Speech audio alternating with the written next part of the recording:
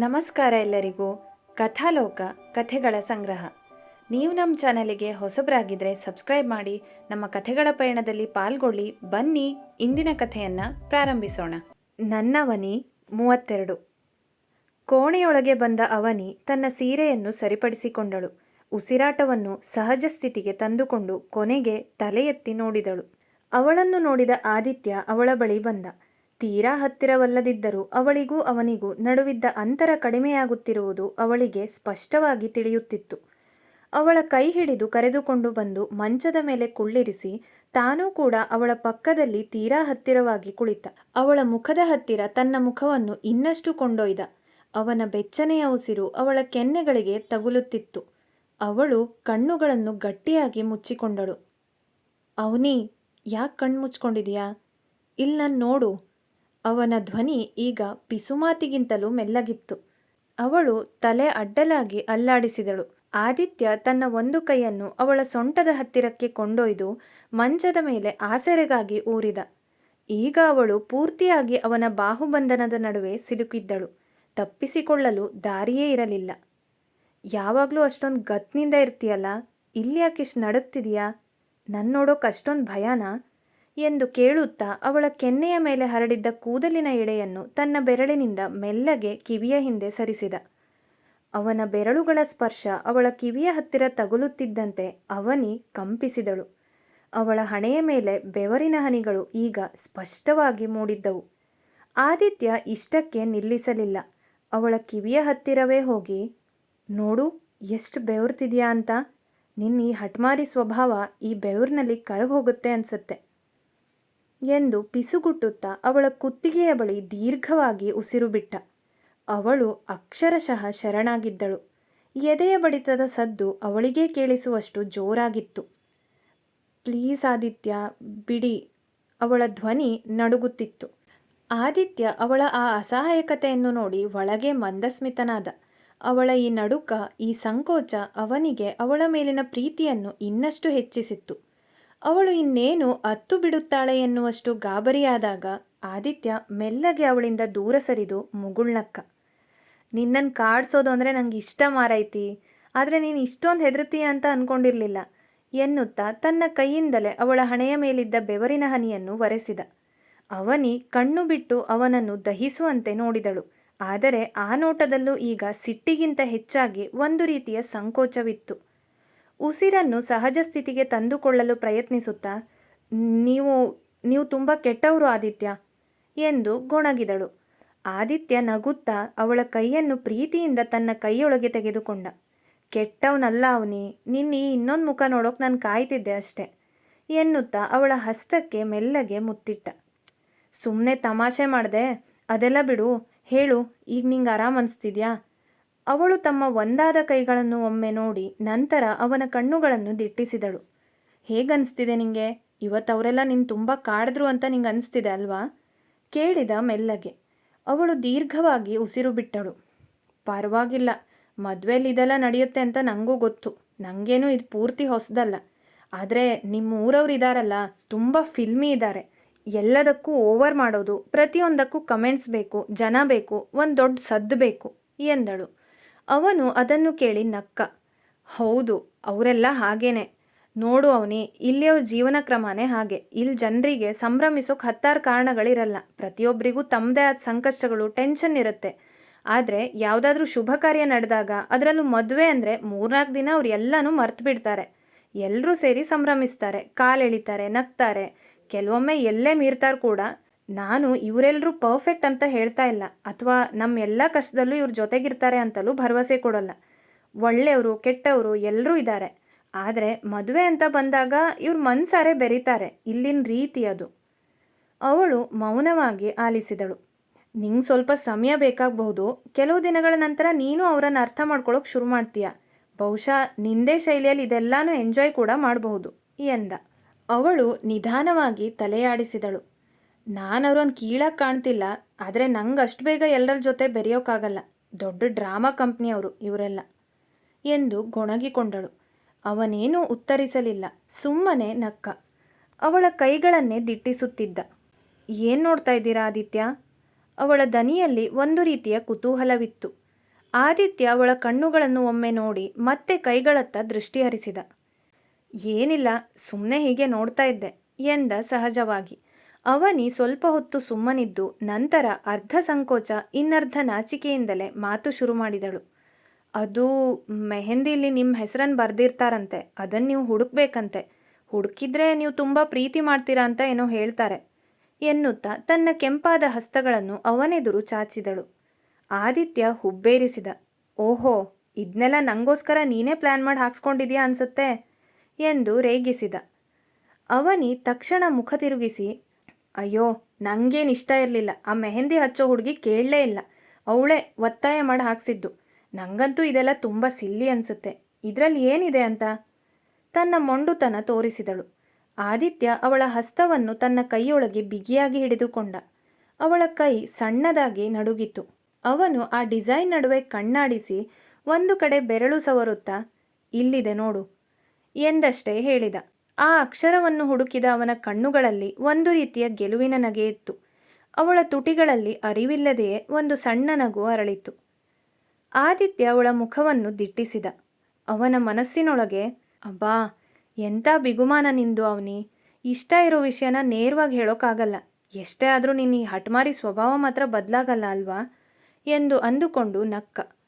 ಅವನಿ ಅವನನ್ನೇ ಸಂಶಯದಿಂದ ನೋಡುತ್ತಾ, ಏನಾಯ್ತು, ಯಾಕೆ ಹಾಗೆ ನಗ್ತಿದ್ದೀರಾ, ಮತ್ತೇನಾದರೂ ಪ್ಲ್ಯಾನ್ ನಡೀತಿದ್ಯಾ ನಿಮ್ಮ ಮನಸ್ಸಲ್ಲಿ, ಎಷ್ಟೇ ಆದರೂ ನೀವು ಈ ಊರಿನವರೇ ಅಲ್ವಾ ತನ್ನ ಮೊಂಡು ಪ್ರಶ್ನೆ ಕೇಳಿದಳು. ಆದಿತ್ಯ ಅವಳ ಕಣ್ಣಲ್ಲಿ ಕಣ್ಣಿಟ್ಟು ಪಿಸುಗುಟ್ಟಿದ.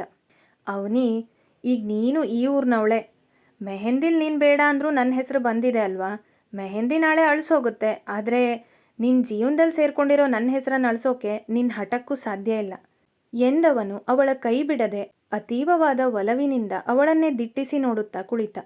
ಅವನ ಆ ತೀವ್ರವಾದ ನೋಟ ಅವಳಿಗೆ ಅಕ್ಷರಶಃ ಉಸಿರು ಕಟ್ಟಿಸುವಂತಿತ್ತು. ಅವನ ಕಣ್ಣುಗಳಲ್ಲಿದ್ದ ಆ ಕಾಂತಿಯನ್ನು ಎದುರಿಸಲಾಗದೆ ಅವನಿ ಮೆಲ್ಲಗೆ ತಲೆ ಎತ್ತಿ, ನೀವು ಹಾಗೆ ನೋಡಬೇಡಿ ನನ್ನ ಪ್ಲೀಸ್ ಎಂದಳು. ಆದಿತ್ಯ ಅವಳ ಆ ಮಾತನ್ನು ಕೇಳಿಸಿಕೊಂಡರೂ ಕೇಳದವನಂತೆ ಮೆಲ್ಲಗೆ ನಕ್ಕ. ಅವಳನ್ನು ಇನ್ನಷ್ಟು ನಾಚಿಸಬೇಕು ಎಂಬ ಹಠಕ್ಕೆ ಬಿದ್ದವನಂತೆ ಅವಳ ಬೆರಳುಗಳ ನಡುವೆ ತನ್ನ ಬೆರಳುಗಳನ್ನು ಪೋಣಿಸಿ ತನ್ನತ್ತ ಸೆಳೆದುಕೊಂಡ. ಆದಿತ್ಯನ ಆ ಹಠಾತ್ ಸಾಮೀಪ್ಯಕ್ಕೆ ಅವನಿ ಬೆಚ್ಚಿಬಿದ್ದಳು. ಅವಳ ಶರೀರದಲ್ಲಿ ಸಣ್ಣದೊಂದು ನಡುಕ ಶುರುವಾಗಿತ್ತು. ಎದೆಯ ಬಡಿತದ ಸದ್ದು ಅವಳಿಗೇ ಕೇಳಿಸುವಷ್ಟು ಜೋರಾಗಿತ್ತು. ಅವಳು ಕಣ್ಣುಗಳನ್ನು ಗಟ್ಟಿಯಾಗಿ ಮುಚ್ಚಿಕೊಂಡ ಆ ಕ್ಷಣದಲ್ಲೇ ಆದಿತ್ಯ ಅವಳ ಕೆನ್ನೆಗೊಂದು ಗಾಢವಾದ ಮುತ್ತನ್ನಿಟ್ಟ. ಅವನ ತುಟಿಗಳ ಆ ಬೆಚ್ಚನೆಯ ಸ್ಪರ್ಶಕ್ಕೆ ಅವಳಿಗೆ ಏನು ಮಾಡಬೇಕೆಂದೇ ತೋಚಲಿಲ್ಲ. ಅವನಿ ಅಕ್ಷರಶಃ ಸಂಕೋಚದ ಮುದ್ದೆಯಾಗಿದ್ದಳು. ನಾಚಿಕೆಯಿಂದ ಅವಳ ಮುಖ ಪೂರ್ತಿ ಕೆಂಪಾಗಿತ್ತು. ಕೈಗಳನ್ನು ಅವನ ಹಿಡಿತದಿಂದ ಬಿಡಿಸಿಕೊಳ್ಳಲು ಅವಳಿಗೆ ಮನಸ್ಸಿರಲಿಲ್ಲ. ಅವಳ ಮನಸ್ಸಿನಲ್ಲಿ, ಇವತ್ತೇನಾಗಿದೆ ಇವರಿಗೆ, ಯಾಕಿಷ್ಟು ಕಾಡ್ತಿದ್ದಾರೆ, ನನ್ನನ್ನು ಪೂರ್ತಿ ಕರಗಿಸ್ಬಿಡ್ತೀನಿ ಅನ್ನೋ ಹಠದಲ್ಲಿದ್ದಾರಾ ಎಂದುಕೊಂಡವಳು ಸಂಕೋಚದಿಂದಲೇ ಸ್ವಲ್ಪ ಹಿಂದೆ ಸರಿಯಲು ಪ್ರಯತ್ನಿಸಿದಳು. ಅವಳ ಆ ಅಸಹಾಯಕತೆಯನ್ನು ಗಮನಿಸಿದ ಆದಿತ್ಯ, ಯಾಕವ್ನಿ ಅಷ್ಟೊಂದು ನಾಚಿಕೆನಾ, ಅಥವಾ ನನ್ನ ಕಂಡ್ರೆ ನಿಂಗೆ ಹೆದರಿಕೆನಾ ಎಂದು ಮುದ್ದಾಗಿ ಕೇಳಿದ. ಅವನಿ ಏನನ್ನೂ ಮಾತನಾಡಲಾಗದೆ ಕೇವಲ ಅಡ್ಡಲಾಗಿ ತಲೆಯಲ್ಲಾಡಿಸಿದಳು. ಆದಿತ್ಯನ ಮುಖದಲ್ಲಿ ಈಗ ನೆಮ್ಮದಿಯ ಮುಗುಳ್ನಗು ಅರಳಿತ್ತು. ಮನಸ್ಸಿನಲ್ಲೇ ನನ್ನವನಿ ಎಂದು ಅಂದುಕೊಂಡವನು ಅವಳ ಗಲ್ಲವನ್ನು ಹಿಡಿದು ಮುಖವನ್ನು ಮೆಲ್ಲಗೆ ಎತ್ತಿದ. ಇಲ್ಲಿ ನೋಡು ಅವನಿ, ಈ ಮುಜುಗರ ಅಥವಾ ನಾಚಿಕೆ ಅವಶ್ಯಕತೆ ಇಲ್ಲ, ಏನೂ ಮಾಡಲ್ಲ ನಾನು, ಸುಮ್ಮನೆ ನಿನ್ನ ಕಾಡ್ಸೋಣ ಅಂತ ಹೀಗೆ ಮಾಡಿದೆ ಅಷ್ಟೇ. ಆದರೂ ಯಾವಾಗಲೂ ಅಷ್ಟೊಂದು ಗತ್ತು ತೋರಿಸೋ ನಿನ್ನ ಆ ಹಠ ಈಗ ಎಲ್ಲಿ ಹೋಗಿ ಅಡಕ್ಕೊಂಡಿದೆ, ನನ್ನ ಮುಂದೆ ನೀನು ಹೀಗೆ ಸೋತ್ಬಿಡ್ತೀಯ ಅಂತ ಅಂದ್ಕೊಂಡಿರಲಿಲ್ಲ ಎಂದು ತುಂಟತನದಿಂದ ಅವಳನ್ನು ಸ್ವಲ್ಪ ಕೆಣಕಿದ.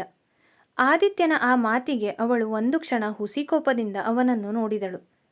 ಅವನು ಅವಳ ಸೀರೆ, ಒಡವೆಗಳು ಮತ್ತು ಅವಳ ಮುಖದಲ್ಲಿನ ಆ ದಣಿವನ್ನು ನೋಡಿದವನು ಮೆಲ್ಲನೆ ಅವಳ ಕೆನ್ನೆಯನ್ನು ತಟ್ಟಿ, ಸರಿ ಸಾಕು, ಇಷ್ಟೆಲ್ಲ ಭಾರ ಹೊತ್ತು ನಿಂಗೆ ಕಿರಿಕಿರಿ ಆಗ್ತಿರಬೇಕು, ಹೋಗು, ಮೊದಲು ಬಟ್ಟೆ ಬದಲಾಯಿಸ್ಕೊ, ಸ್ವಲ್ಪ ಫ್ರೆಶ್ ಆಗು ಎಂದು ಪ್ರೀತಿಯಿಂದ ಹೇಳಿದ.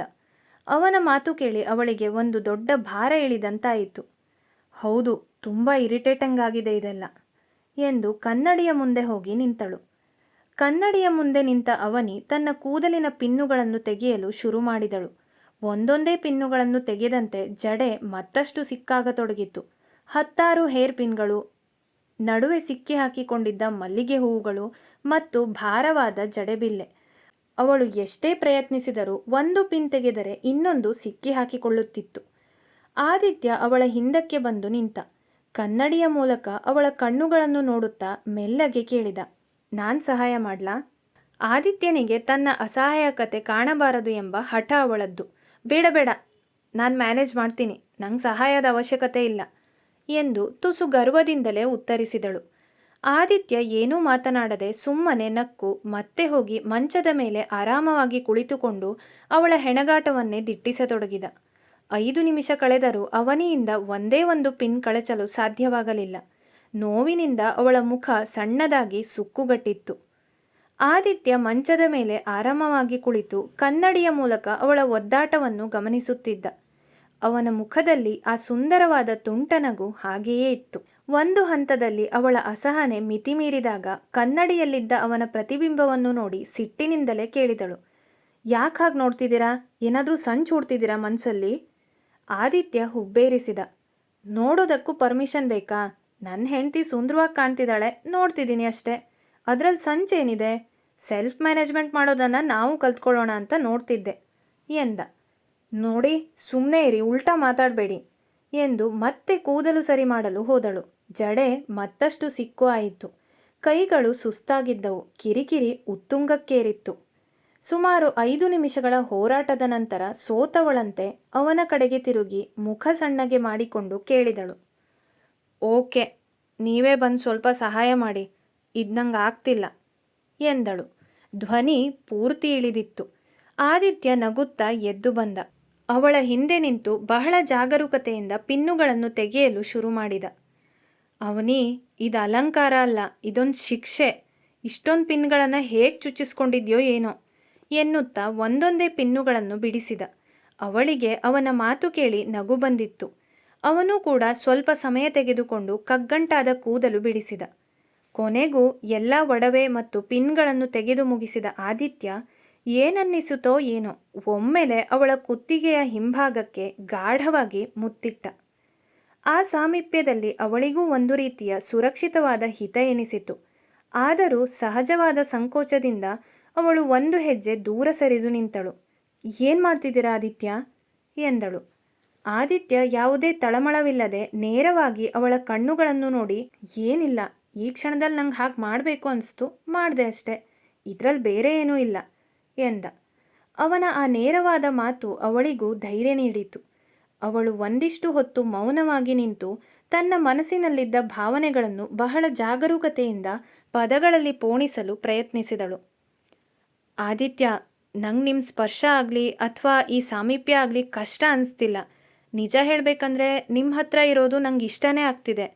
ಇಷ್ಟು ದಿನದಲ್ಲಿ ನನಗೂ ಗೊತ್ತಿಲ್ಲದಂತೆ ನಮ್ಮ ನಡುವೆ ಒಂದು ರೀತಿಯ ಆಪ್ತತೆ ಬೆಳೆದಿದೆ ಅನ್ನೋದು ನಿಜ. ಆದರೆ ಇದೆಲ್ಲನೂ ಮುಂದಿನ ಹಂತಕ್ಕೆ ತಗೊಂಡು ಹೋಗೋಕ್ಕೆ ನಂಗೆ ಇನ್ನೂ ಸ್ವಲ್ಪ ಟೈಮ್ ಬೇಕು ಅನಿಸ್ತಾ ಇದೆ. ಅದು ಯಾಕೆ ಅಂತ ನಂಗೆ ಸರಿಯಾಗಿ ಹೇಳೋಕ್ಕೆ ಬರ್ತಾ ಇಲ್ಲ. ನೀವು ನನ್ನ ಗಂಡ, ನಮ್ಮಿಬ್ಬರ ನಡುವೆ ಇವತ್ತು ಇದೆಲ್ಲನೂ ಸಹಜವೇ ಇರಬಹುದು. ಆದರೆ ನನ್ನ ಮನಸ್ಸು ಪೂರ್ತಿಯಾಗಿ ಈ ಹೊಸ ಬದಲಾವಣೆಯನ್ನು ಒಪ್ಕೊಂಡು ರೆಡಿ ಆಗೋಕ್ಕೆ ನಂಗೆ ನಿಮ್ಮ ಸಹಕಾರ ಬೇಕು. ನಾನು ನಿಮ್ಮನ್ನು ನಿರಾಕರಿಸ್ತಿಲ್ಲ, ಕೇವಲ ಸಣ್ಣ ಸಮಯ ಕೇಳ್ತಾ ಇದ್ದೀನಿ ಅಷ್ಟೆ ಎಂದು ಪ್ರಾಮಾಣಿಕವಾಗಿ ಹೇಳಿದ್ದಳು. ಆದಿತ್ಯ ಅವಳು ಹೇಳಿದ್ದನ್ನು ಪೂರ್ತಿಯಾಗಿ ಆಲಿಸಿದವನು ಮೆಲ್ಲನೆ ಅವಳ ಹತ್ತಿರ ಬಂದು, ಅವನಿ, ನನ್ನ ಕಡೆ ನೋಡು ಎಂದು ಅವಳ ಹೆಗಲ ಮೇಲೆ ಕೈಯಿಟ್ಟು ತನ್ನತ್ತ ತಿರುಗಿಸಿಕೊಂಡ. ಇವತ್ತು ಮದುವೆ ಆಗಿದೆ ಅನ್ನೋ ಒಂದೇ ಕಾರಣಕ್ಕೆ ಇವತ್ತು ರಾತ್ರಿನೇ ಎಲ್ಲನೂ ನಮ್ಮ ನಡುವೆ ನಡೆದು ಹೋಗಬೇಕು ಅಂತ ಯಾರೂ ನಮ್ಗೆ ರೂಲ್ಸ್ ಹಾಕಿಲ್ಲ. ಮದುವೆ ಅನ್ನೋದು ಕೇವಲ ವಿಧಿವಿಧಾನಗಳಲ್ಲ, ಅದು ಇಬ್ಬರು ವ್ಯಕ್ತಿಗಳ ನಡುವಿನ ಪವಿತ್ರವಾದ ಒಪ್ಪಂದ. ನಮ್ಮ ನಡುವೆ ಏನೇ ನಡೆದ್ರೂ ಅದರಲ್ಲಿ ಇಬ್ಬರದ್ದು ಪೂರ್ಣ ಮನಸ್ಸಿರಬೇಕು. ಒಬ್ಬರ ಆಸೆನ ಮತ್ತೊಬ್ಬರ ಮೇಲೆ ಹೇರೋದು ಪ್ರೀತಿಯಲ್ಲ, ಅದು ಅಧಿಕಾರ ಆಗುತ್ತೆ. ನಂಗೆ ನಿನ್ನ ಮೇಲೆ ಅಧಿಕಾರ ಚಲಾಯಿಸೋ ಆಸೆ ಇಲ್ಲ. ನೀ ನನ್ನ ಪೂರ್ತಿಯಾಗಿ ನಂಬಿ ಸಂಕೋಚ ಇಲ್ಲದೆ ಯಾವಾಗ ನನ್ನ ಬಳಿ ಬರ್ತೀಯೋ ಆ ಕ್ಷಣಕ್ಕಾಗಿ ಕಾಯೋ ತಾಳ್ಮೆ ನಂಗಿದೆ. ನನಗೇನು ಅವಸರ ಇಲ್ಲ ಅವನಿ. ಇದನ್ನು ನಾನು ಮೊದಲೇ ನಿಂಗೆ ಹೇಳಿದ್ದೆ, ಇವತ್ತು ಮತ್ತೆ ಹೇಳ್ತಾ ಇದ್ದೀನಿ. ಇವತ್ತು ನೀ ನನಗೆ ಏನೂ ಕೊಡಬೇಕಾದ ಅಗತ್ಯ ಇಲ್ಲ. ನಮ್ಮಿಬ್ಬರ ನಡುವೆ ಬೆಳೀಬೇಕಾದ ಈ ನಂಬಿಕೆ ಮತ್ತು ಗೌರವವೇ ನಂಗೆ ಸದ್ಯಕ್ಕೆ ಸಾಕು. ನೀನು ರಿಲ್ಯಾಕ್ಸ್ ಆಗು ಎಂದ. ಆದಿತ್ಯನ ಆ ಮಾತುಗಳು ಅವಳ ಮನಸ್ಸಿನಲ್ಲಿದ್ದ ಎಲ್ಲ ಗೊಂದಲಗಳನ್ನು ಕ್ಷಣದಲ್ಲಿ ಕರಗಿಸಿಬಿಟ್ಟವು. ತನ್ನ ನಿರ್ಧಾರವನ್ನು ಅವನು ಇಷ್ಟು ಗೌರವದಿಂದ ಸ್ವೀಕರಿಸುತ್ತಾನೆ ಎಂದು ಅವಳು ಅಂದುಕೊಂಡಿರಲಿಲ್ಲ. ಅವಳ ಕಣ್ಣಲ್ಲಿ ಒಂದು ರೀತಿಯ ನೆಮ್ಮದಿಯ ಮಿಂಚು ಕಾಣಿಸಿತು. ಅವಳು ಮೌನವಾಗಿ ತಲೆಯಾಡಿಸಿ ಅವನ ಎದೆಯ ಮೇಲೆ ತಲೆಯಿಟ್ಟಳು. ಥ್ಯಾಂಕ್ಸ್ ಆದಿತ್ಯ. ನಾನು ಅರೆ ಮನಸ್ಸಿಂದ ಏನನ್ನೂ ಮಾಡೋಕೆ ಇಷ್ಟಪಡಲ್ಲ. ಅದು ನಿಮಗೂ ಅವಮಾನ ಮಾಡಿದ ಹಾಗೆ ಎಂದಳು ಮೆಲ್ಲಗೆ. ನಿನ್ನೀ ನೇರವಾದ ಮಾತುಗಳೇ ನಂಗೆ ಇಷ್ಟ ಆಗೋದು ಎಂದು ಅವಳ ತಲೆ ನೇವರಿಸಿದ. ಕ್ಷಣದ ನಂತರ ಹೋಗು ಅವನಿ, ಫ್ರೆಶ್ ಆಗಿ ಬಾ ಎಂದವನೇ ತಾನು ಹಾಸಿಗೆಗೆ ಉರುಳಿದ್ದ. ಅವನ ಶರೀರದಲ್ಲಿ ಮಾತ್ರವಲ್ಲ, ಆ ಕಣ್ಣುಗಳಲ್ಲಿಯೂ ಅತೀವವಾದ ಆಯಾಸವಿತ್ತು. ಕಣ್ಣುಗಳನ್ನು ಮುಚ್ಚಿಕೊಂಡಾಗ ಆಯಾಸ ಇನ್ನೂ ಸ್ಪಷ್ಟವಾಗಿ ಕಾಣುತ್ತಿತ್ತು. ಅವನಿ ಅಲ್ಲಿಯೇ ನಿಂತಿದ್ದಳು. ಮನಸ್ಸಿನಲ್ಲಿ ಇನ್ನೂ ಅದೇ ಗೊಂದಲ, ಅದೇ ಹಿಂಜರಿಕೆ. ಆದಿತ್ಯ ಕಣ್ಣು ಬಿಡದೆಯೇ ಅವಳ ಮನಸ್ಥಿತಿಯನ್ನು ಅರಿತಿದ್ದ. ಕ್ಷಣದ ನಂತರ ಅವಳಿಗೆ ಬೆನ್ನು ಹಾಕಿ ಮಲಗಿದವನು ದಿಂಬನ್ನು ಹತ್ತಿರಕ್ಕೆ ಎಳೆದುಕೊಂಡ. ನಾನು ಮಲಗ್ತೀನಿ, ನಿನ್ನ ನಿಧಾನಕ್ಕೆ ಫ್ರೆಶ್ ಆಗು ಎಂದ. ಕೆಲವು ನಿಮಿಷಗಳು ಕಳೆದವು. ನಂತರ ಅವನಿ ಸ್ವಲ್ಪ ಮುಜುಗರದಿಂದಲೇ ಆಯ್ತು ಎಂದು ಅವನ ಪಕ್ಕ ಬಂದು ಕುಳಿತಳು. ಅವನು ತಿರುಗಿ ಒಮ್ಮೆಲೆ ಕಣ್ಣು ಬಿಟ್ಟು ನೋಡಿದ. ಆಯ್ತಾ? ಹೌದು. ಅವನು ಅಲ್ಲೇ ನಕ್ಕ. ಅದನ್ನು ನಂಗೆ ಯಾಕೆ ಅನೌನ್ಸ್ ಮಾಡ್ತಿದೀಯಾ? ಏನು ಈಗ ನಾನು ಚಪ್ಪಾಳೆ ತಟ್ಟಬೇಕಾ ಅಥವಾ ನಾನೇನಾದರೂ ಮಾಡಲಿ ಅಂತಾನಾ? ಅವಳು ಮುಖ ಕಿವುಚಿದಳು. ಏನು ಅಸಂಬದ್ಧವಾಗಿ ಮಾತಾಡ್ತೀರಾ? ಏನೇನೋ ಊಹಿಸ್ಕೊಳ್ಬೇಡಿ, ಸುಮ್ಮನೆ ಮಲಗಿ. ಮತ್ಯಾಕೆ ಹೇಳ್ದೆ? ಅವನು ಸೋಮಾರಿತನದಿಂದಲೇ ಕೇಳಿದ. ಅವಳು ಕಿರಿಕಿರಿಯಿಂದ ಅವನತ್ತ ತಿರುಗಿದಳು. ಸರಿ ಸರಿ, ಈ ಮುದ್ದಾದ ಕೋಪ ಕೂಡ ನಿಂಗೆ ತುಂಬ ಚೆನ್ನಾಗಿ ಕಾಣುತ್ತೆ. ಕೋಣೆಯ ಮುಖ್ಯ ದೀಪ ಆರಿತ್ತು. ಕಿಟಕಿಯ ಬಳಿ ಇದ್ದ ಸಣ್ಣ ನೈಟ್ ಲ್ಯಾಂಪ್ನ ಮಂದವಾದ ಬೆಳಕು ಮಾತ್ರ ಇಡೀ ಕೋಣೆಯಲ್ಲಿ ಬೆಚ್ಚಗಿನ ವಾತಾವರಣ ಮೂಡಿಸಿತ್ತು. ಇಬ್ಬರೂ ಹಾಸಿಗೆಯ ಮೇಲೆ ಸ್ವಲ್ಪ ಅಂತರ ಕಾಯ್ದುಕೊಂಡು ಮಲಗಿದರು. ಅವನಿ ಈಗಷ್ಟೇ ನಿರಾಳವಾಗುತ್ತಿದ್ದಳು. ಅಷ್ಟರಲ್ಲಿ ಅವಳಿಗೆ ಸಣ್ಣದೊಂದು ಸೆಳೆತದ ಅನುಭವವಾಯಿತು. ಆದಿತ್ಯ ಅವಳನ್ನು ತನ್ನತ್ತ ಸ್ವಲ್ಪ ಹತ್ತಿರಕ್ಕೆ ಎಳೆದುಕೊಂಡಿದ್ದ. ಅವಳು ತಕ್ಷಣ ಬಿಗಿಯಾದಳು. ಏನು ಮಾಡ್ತಿದ್ದೀರಾ? ಏನೂ ಇಲ್ಲ, ನಿಂಗೆ ಪ್ರಾಪರಾಗಿ ಗುಡ್ ನೈಟ್ ಹೇಳೋಣ ಅಂತ ಅನಿಸ್ತು ಅಷ್ಟೇ ಎಂದ. ಅವನ ದನಿಯಲ್ಲಿ ಅರೆನಿದ್ರೆಯ ಅಮಲಿತ್ತು. ಅವಳು ಏನಾದರೂ ಪ್ರತಿಕ್ರಿಯಿಸುವ ಮೊದಲೇ ಅವನು ಮುಂದೆ ಬಾಗಿ ಅವಳ ಹಣೆಯ ಮೇಲೆ ಬೆಚ್ಚಗಿನ ಮುತ್ತೊಂದನ್ನಿಟ್ಟ. ಗುಡ್ ನೈಟ್ ಕಷಾಯದ ಕೋರಿ, ನನ್ನವನಿ. ಅವನು ಪಿಸುಗುಟ್ಟಿದ. ಅವಳು ಏನೂ ಹೇಳಲಿಲ್ಲ. ಅರಿಯದೆಯೇ ಕಣ್ಣು ಮುಚ್ಚಿಕೊಂಡಳು. ಹಂತ ಹಂತವಾಗಿ ಅವನ ಕಾಳಜಿಗೆ ಕರಗಿ ಹೋಗುತ್ತಿದ್ದಳು ಅವನಿ. ಇದು ನಾನು ಕಾಲೇಜಲ್ಲಿ ನೋಡಿದ ಅದೇ ಜಗಳಗಂಟ ಆದಿತ್ಯನ? ನನ್ನ ಮೇಲೆ ಯಾಕಿಷ್ಟು ಮುದ್ದು ಇವರಿಗೆ? ನನ್ನನ್ನು ಪ್ರೀತಿ ಮಾಡ್ತಿದ್ದಾರಾ ಇವರು? ಇಲ್ಲ, ಅದೆಲ್ಲ ಏನೂ ಇರಲ್ಲ. ನಮ್ಮಿಬ್ಬರ ಸಂಬಂಧ ಹೇಗಿತ್ತು ನಂಗೆ ಗೊತ್ತಿದೆ. ಮನೆಯವರು ಒಪ್ಪಿ ನಿರ್ಧಾರ ಮಾಡಿದ್ದಾರೆ, ಆ ನಿರ್ಧಾರನ ಇವರು ಒಪ್ಪಿದ್ದಾರೆ. ನಾನೀಗ ಇವ್ರ ಹೆಂಡತಿ ಅನ್ನೋ ಕಾಳಜಿ ಆಗಿರುತ್ತೆ. ಆದರೂ ಇಷ್ಟು ಬೇಗ ಇಷ್ಟೆಲ್ಲ ಪ್ರೀತಿ? ಅವ್ರ ಕಣ್ಣಲ್ಲಿ ಯಾವಾಗಲೂ ಅದೇನೋ ಸೆಳೆತ, ಅತೀವ ಕಾಳಜಿ ಕಾಣಿಸುತ್ತೆ ಎಂದು ಯೋಚಿಸಿದಳು ಅವಳು. ಕೆಲವು ನಿಮಿಷಗಳ ನಂತರ ಅವನು ಮಲಗಿದ್ದಾನೆಂದು ಅವಳು ಅಂದುಕೊಂಡಾಗ ಅವನು ಮತ್ತೆ ಮಾತನಾಡಿದ. ಅವನಿ, ನಾಳೆ ಅರ್ಶಿನ ಶಾಸ್ತ್ರ ಇದೆ, ಆಮೇಲೆ ಸತ್ಯನಾರಾಯಣ ಪೂಜೆ ಕೂಡ ಇದೆ ಅಲ್ವಾ? ಬೇಗ ಎದ್ದೇಳಬೇಕು. ನಂಗೆ ಎಚ್ಚರ ಆಗಿಲ್ಲ ಅಂದರೆ ಎಬ್ಸು ನನ್ನ. ಮತ್ತೆ ನಿಂಗೂ ರೆಡಿ ಆಗೋಕ್ಕೆ ಸಮಯ ಬೇಕಾಗುತ್ತೆ ಎಂದವನು ಅವಳ ಉತ್ತರಕ್ಕೆ ಕಾಯದೆ, ನೀನು ಹೇಗೂ ಪಂಕ್ಚುವಲ್ ಬಿಡು, ಕೆಲಸ ಮಾಡ್ತಾ ಇದೀಯಾ ಅಂದರೆ ಇದೆಲ್ಲ ಅಭ್ಯಾಸ ಇರುತ್ತೆ ಎಂದು ಬಿಟ್ಟ. ಅವಳು ಏನೋ ಮರುಮಾತನಾಡಲು ಹೋದಳು. ಆದರೆ ಅಷ್ಟರಲ್ಲಿ ಅವನ ಉಸಿರಾಟ ಬದಲಾಗಿತ್ತು. ನಿಧಾನವಾಗಿ ಗಾಢವಾಗಿ ಉಸಿರಾಡುತ್ತಿದ್ದ. ಅವನು ನಿದ್ರೆಗೆ ಜಾರಿದ್ದ. ಅವನಿ ಮೆಲ್ಲಗೆ ತಿರುಗಿ ಅವನನ್ನು ನೋಡಿದಳು. ಆ ಮಂದ ಬೆಳಕಿನಲ್ಲಿ ಅವನು ತುಂಬ ಶಾಂತವಾಗಿ ಕಾಣುತ್ತಿದ್ದ. ಸುಸ್ತಾಗಿದ್ದ, ತುಂಬ ಸುಸ್ತಾಗಿದ್ದ. ಆಗಲೇ ಅವಳಿಗೆ ಅರ್ಥವಾಗಿದ್ದು ಇಡೀ ದಿನದ ಜವಾಬ್ದಾರಿಗಳನ್ನು ಅವನು ಒಬ್ಬನೇ ಹೇಗೆ ನಿಭಾಯಿಸಿದ್ದ ಎಂದು. ಸಂಬಂಧಿಕರು, ಊರಿನವರು, ಮದುವೆ ವ್ಯವಸ್ಥೆಗಳು. ತಂದೆ ಇಲ್ಲದ ಆ ಮನೆಯಲ್ಲಿ ಎಲ್ಲವೂ ಅವನ ಹೆಗಲ ಮೇಲಿತ್ತು. ಅವನನ್ನು ಎಬ್ಬಿಸಿ ಏನಾದರೂ ಹೇಳಬೇಕು ಅನ್ನಿಸಿತು. ಆದರೆ ಮಾತು ಹೊರಡಲಿಲ್ಲ. ಒಂದು ದೀರ್ಘವಾದ ನಿಟ್ಟುಸಿರು ಬಿಟ್ಟು ತನ್ನ ಫೋನ್ನಲ್ಲಿ 10-15 ಅಲಾರಾಂಗಳನ್ನು ಸೆಟ್ ಮಾಡಿದಳು. ಏಕೆಂದರೆ ಸೂರ್ಯ ಎದ್ದು ಸ್ನಾನ ತಿಂಡಿ ಎಲ್ಲ ಮುಗಿಸಿದ ಮೇಲೆ ಅವನಿ ಎಚ್ಚರಗೊಳ್ಳುತ್ತಿದ್ದಳು. ಬೇಗ ಏಳುವುದು ಎಂದರೆ ಯೋಚಿಸಬೇಕಾದ ವಿಷಯವೇ ಆಗಿತ್ತು. ಕಣ್ಮುಚ್ಚಿದಳು. ಯೋಚನೆಯಲ್ಲಿ ಮೊದಲು ಬಂದಿದ್ದೇ ಸಿರಿಮನೆ, ಅಪ್ಪ, ಅಮ್ಮ, ಪಾವು. ಅದೇ ಯೋಚನೆಯಲ್ಲೇ ನಿದ್ರಾದೇವಿಗೆ ಎಷ್ಟೋ ಹೊತ್ತಿನ ಮೇಲೆ ಶರಣಾಗಿದ್ದಳು. ಇವತ್ತಿನ ಸಂಚಿಕೆಯಲ್ಲಿ ಆದಿತ್ಯ ಮತ್ತು ಅವನಿಯ ನಡುವಿನ ಆ ಪರಸ್ಪರ ಗೌರವ ಮತ್ತು ಅಪಾರವಾದ ಕಾಳಜಿಯನ್ನು ನೋಡಿದ್ರಿ. ಆದರೆ ನೆನ್ಪಿರ್ಲಿ, ಇದು ಕೇವಲ ಆರಂಭ ಅಷ್ಟೇ. ಇವರಿಬ್ಬರ ಜೀವನದ ಅತ್ಯಂತ ಮಧುರವಾದ ಮತ್ತು ಆಪ್ತವಾದ ಕ್ಷಣಗಳು ಒದಗಿ ಬರೋಕೆ ಇನ್ನೂ ಸ್ವಲ್ಪ ಸಮಯ ಬೇಕಾಗುತ್ತೆ. ಅದಕ್ಕೂ ಮುನ್ನ ಇವರ ಪಯಣದಲ್ಲಿ ಒಂದಿಷ್ಟು ಏಳುಬೀಳುಗಳು, ಸಣ್ಣ ಪುಟ್ಟ ಸಂಘರ್ಷಗಳು ಎದುರಾಗಲಿವೆ. ಆ ಎಲ್ಲ ಹಂತಗಳನ್ನು ದಾಟಿ ಇಬ್ಬರ ಮನಸ್ಸುಗಳು ಪೂರ್ತಿಯಾಗಿ ಒಂದಾಗೋ ಆ ಸುಂದರ ಗಳಿಗೆಗಾಗಿ ನೀವು ಕೂಡ ಸ್ವಲ್ಪ ತಾಳ್ಮೆಯಿಂದ ಕಾಯಲೇಬೇಕು. ಆ ಕ್ಷಣಗಳು ನಿಮ್ಮನ್ನು ಖಂಡಿತ ನಿರಾಸೆಗೊಳಿಸೋದಿಲ್ಲ. ಈ ಆದಿತ್ಯ ಮತ್ತು ಅವನಿಯ ಈ ಸುಂದರವಾದ ಸರಳವಾದ ಪ್ರೀತಿಯ ಪಯಣಕ್ಕೆ ನಿಮ್ಮ ಪ್ರೀತಿ ಪ್ರೋತ್ಸಾಹ ಯಾವಾಗಲೂ ಹೀಗೇ ಇರಲಿ. ಮುಂದಿನ ಸಂಚಿಕೆಯಲ್ಲಿ ನಂದಿ ಬೈಲಿನಲ್ಲಿ ಅವನಿಯ ಮೊದಲ ಮುಂಜಾನೆ ಹೇಗಿರುತ್ತೆ, ಪಾವನಿ ಬೇಗ ಬರ್ತೀನಿ ಅಂತ ಕೈ ಕೊಟ್ಟಾಗ ಸೀರೆ ಉಡೋಕ್ಬಾರ್ದೆ ಒದ್ದಾಡುತ್ತಿರೋ ಅವನಿಯ ಸ್ಥಿತಿ ಏನಾಗುತ್ತೆ ಅನ್ನೋದನ್ನು ನೋಡೋಣ. ಸಂಚಿಕೆ ಹೇಗನ್ನಿಸ್ತು ಅಂತ ಕಮೆಂಟ್ ಮಾಡಿ. Thank you.